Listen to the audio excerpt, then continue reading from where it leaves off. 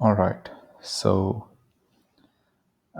recently I was revisiting integration, and I don't know, I would have definitely been through this question that why is integration the reverse process of differentiation? I mean, why do why do they cancel each other out? Okay. So since now I have studied a little more and I know a little more, so I thought let's brainstorm over it and figure out what it is.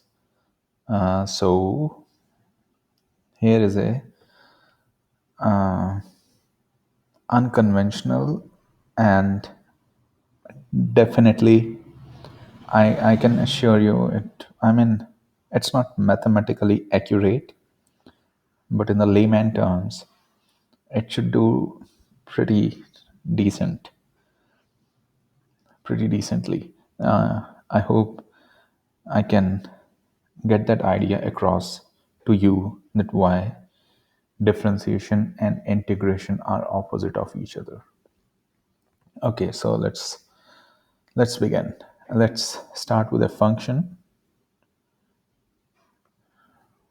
Let's start with a function, and I'll keep things simple so that main focus is for the idea to be understood. So let's take a function. Let's say uh, this is the function, right? Is this a function? Yes, this is. So this is point A, this is B, this should be, okay, my bad. So this is f of A, and this thing is f of B, right? So differentiation, as we know, or derivative. Let's pick a point. Uh, let's pick a point C here, right? So yeah, on paper I can draw straight lines, but not on this. Anyway, so this is f of C, right? Now what f dash C gives us is the slope of the tangent at this point, right? Or if you are familiar of the, okay, let's limiting case of secant, but okay, let's not go into this. Let's, as I said, keep things simple. So this is the tangent at this point, and f dash c f dash sorry, I was distracted by the background noise. Anyway, f dash c f dash c, yeah, I can say it. F dash c uh, gives us the slope of this tangent at this point c on the function, on the graph of the function, right? Now, so this is the derivative at this point, is what it means. Okay. Okay, let's let's put this aside for a while. Let's do something different. Again, here are the x's. This is point c, and this is the function, right? Now what, suppose this function is fx, so what, and these points are a and b. Integration from a to b fx dx is the area under this curve, right? This gives us the area under the curve. So how do we find that area? I'm sure you're familiar with Riemann sums, and so we break this into triangles of equal length, right? Is that,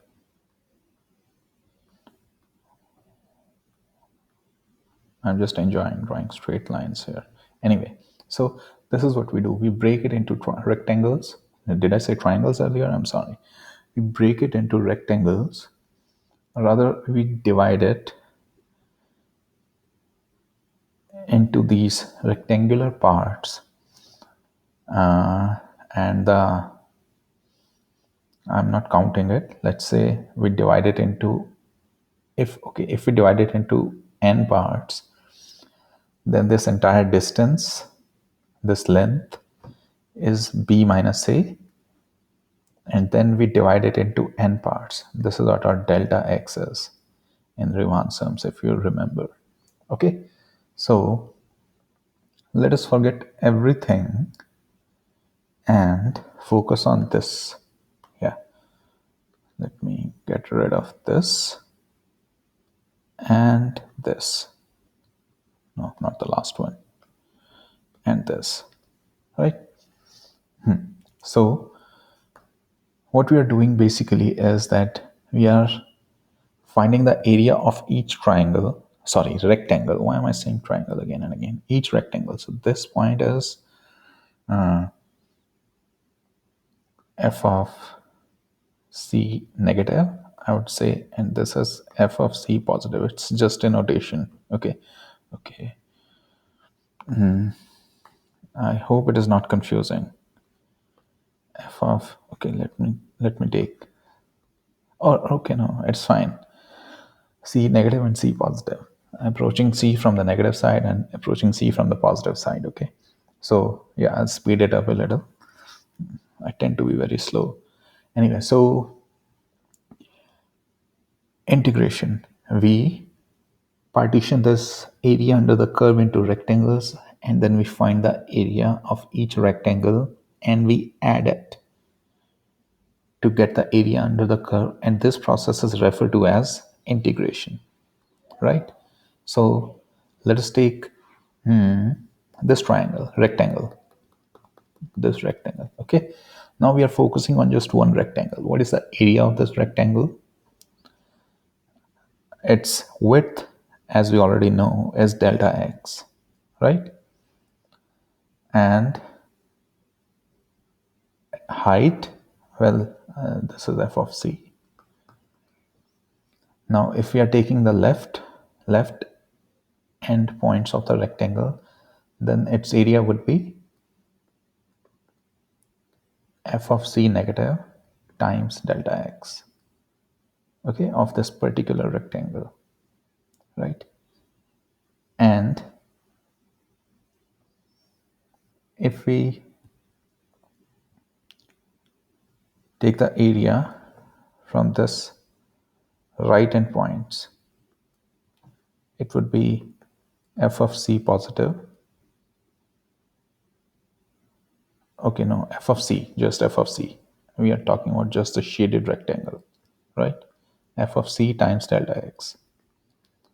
So this is the area of the shaded rectangle. And this is what we do in integration. We find the height of the rectangle and we multiply it with the width of the rectangle to find the area.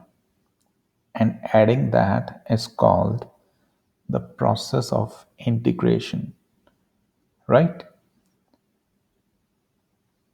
Now, let us say this delta x, okay, no, not this delta x, yeah. So we are basically adding, okay. So what is the opposite process of adding? It's not adding, right? Undoing. To undo adding, we will subtract. So how do we subtract? We subtract in a unique way. We just take the area to be 0, okay.